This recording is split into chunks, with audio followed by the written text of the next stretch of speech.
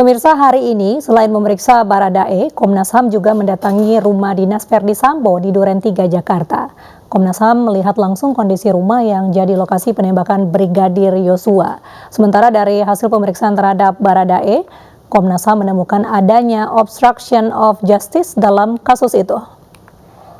Mulai dari TKP terlebih dahulu, nanti diteruskan Pak Anam. Jadi tadi di TKP kami memang melihat langsung begitu bagaimana kondisi rumah dan juga denah lah ya, konstruksi rumahnya, yang kemudian ini memang mengkonfirmasi banyak data, keterangan dan informasi yang sudah kami dapatkan selama ini, baik dari keterangan para ajudan, terus kemudian dari foto-foto maupun juga percakapan lewat cyber plus juga dari balistik.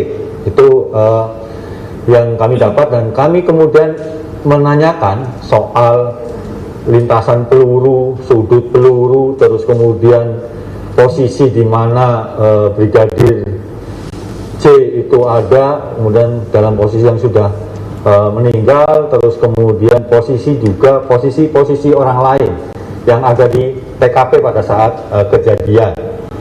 Terus ditanyakan juga bagaimana prosesnya, artinya dari jumlah peluru yang ada yang nembus dinding dan yang lain sebagainya, kira-kira seperti itu yang dari TKP, termasuk juga mengkonfirmasi dengan hasil-hasil otopsi dari Rumah Sakit Polri pada saat pertama diotopsi Brigadir J.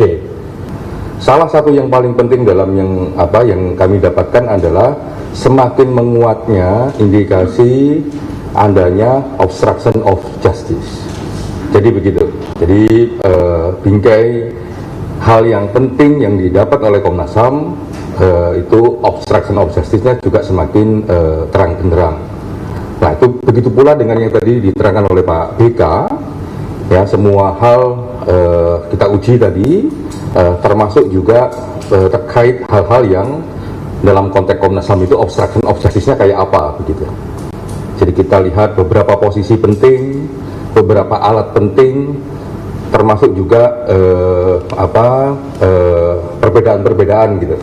Karena kami menggunakan beberapa data yang sudah kita dapatkan beberapa waktu yang lalu, terus kita cek di TKP, ya, termasuk juga kita nanya ke Dokes, ke Inavis, ke Lapor tadi, karena 3 tim itu juga menyertai kami dan langsung memberikan penjelasan. Nah, salah satu temuan yang kuat adalah indikasi atau dugaan terjadinya obstruction of justice itu semakin terang benderang. Mungkin itu? Oh iya, yang Baradae tadi sudah ya. Jadi yang Baradae seperti tadi juga sama. Jadi indikasinya sangat kuat adanya obstruction of justice.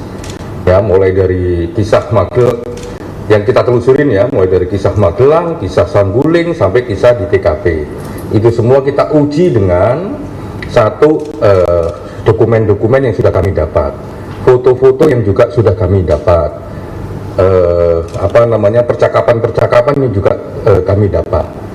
Nah, salah satu yang kita dapat dari penyandingan dan konfirmasi terhadap dokumen-dokumen sebelumnya itu indikasi adanya obstruction of justice itu semakin lama semakin terang benderang, semakin lama semakin kuat dugaan adanya pelanggaran hak asasi manusia terkait obstruction of justice. Terima kasih.